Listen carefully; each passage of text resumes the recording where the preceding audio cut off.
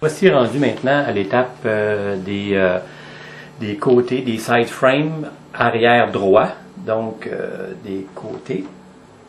Donc ici on voit l'assemblage de tout ça. On avait déjà cette partie-là qui était déjà montée. Donc on va assembler l'autre côté. Et puis, comme la même chose avec le côté droit, le bearing est déjà rentré à l'intérieur. Il y a aussi une chose qu'il faudrait peut-être, faut que je fasse, c'est de passer un petit papier sablé sur les coins ici,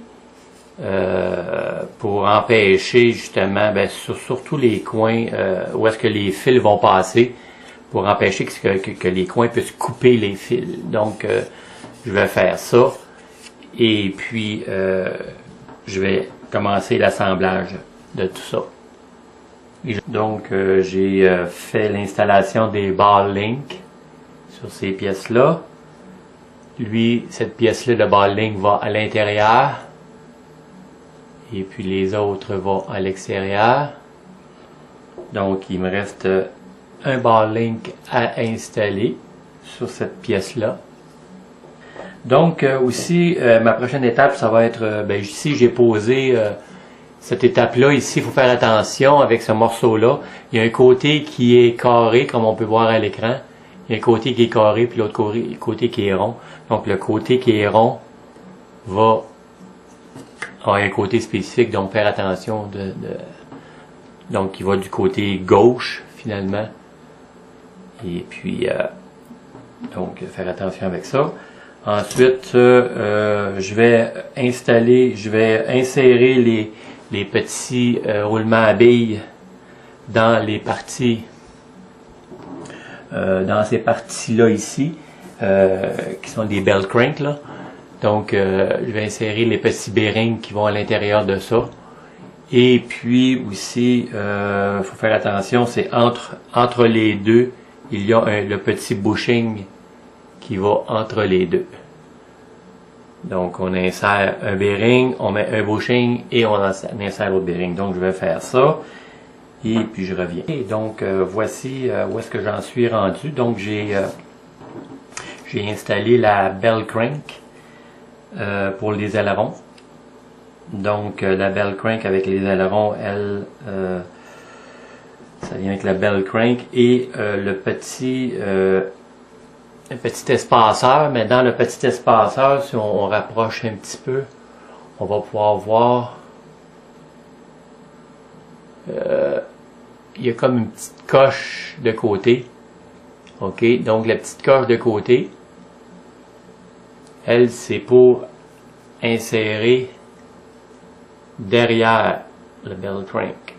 C'est pour accoter finalement le bearing, pour pas que le bearing accote directement sur la pièce. Donc la petite coche va vers l'intérieur.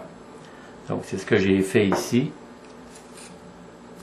Donc je pense qu'on peut bien le voir à l'écran. Donc ici on voit on voit comme un petit espace à l'intérieur. Aussi la petite encoche ici doit être vers le devant de l'appareil. Aussi ici pour l'élévateur en arrière, on va poser le bell crank qui va aller le bell crank ici pour l'élévateur. Donc il faut placer, le mettre en 90 degrés comme ça finalement, parce que c'est comme ça que ça va aller. Et puis ici, en étant droit, on remarque que c'est droit. Ici, c'est droit. Donc, en insérant la pièce, le bell crank pour l'élévateur en arrière, il va y avoir un angle. OK, donc il y a un angle. Donc ça ici, c'est droit. Puis il y a un angle ici qui est normal, qui est fait justement pour que les cerveaux puissent être bien alignés. Donc ça va être comme ça. À cet endroit. Il recommande de mettre du Loctite, pas du Loctite, mais du CA. Mais si on veut démancher par la suite avec du CA, c'est pas évident. Donc moi j'aime autant pas en mettre du CA. Sans trop serrer, c'est du plastique. Donc ça bouge très très bien, comme on peut voir. Donc on prend le bell crank. On a une des grandes vis. On lui met une petite goutte de Loctite. Sans trop en mettre.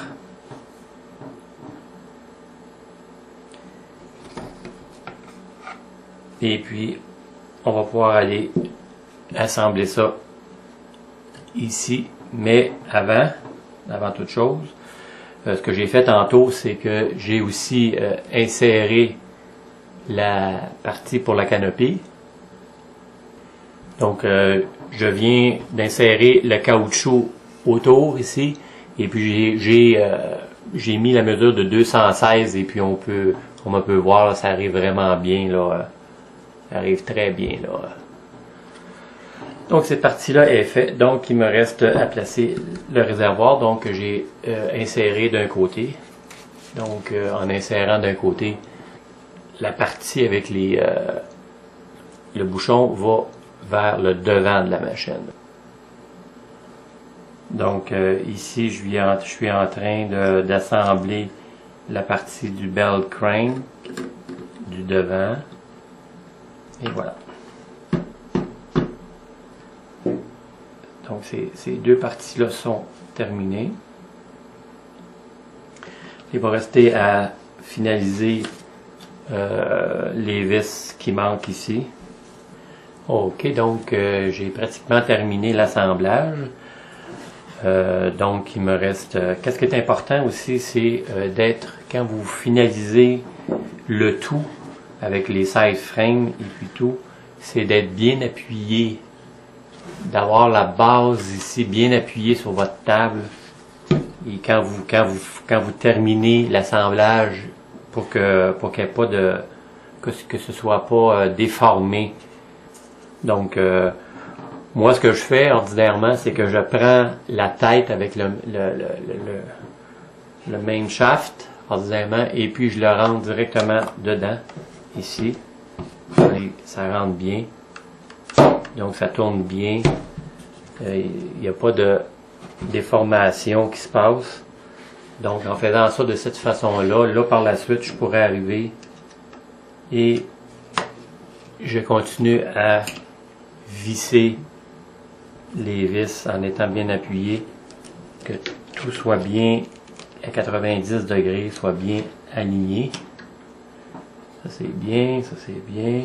Donc il fallait pas oublier aussi les petites vis. Ça, la tête, on va pouvoir l'enlever. Ok, ça s'enlève bien. Donc il y avait aussi les petites vis ici à l'intérieur. Les petites vis ici à l'intérieur qu'on n'avait pas terminé tantôt. Il fallait attendre qu'elles soient bien alignées. Là, c'est bien aligné. On peut les visser. C'est bien. Alors, ça complète cette étape.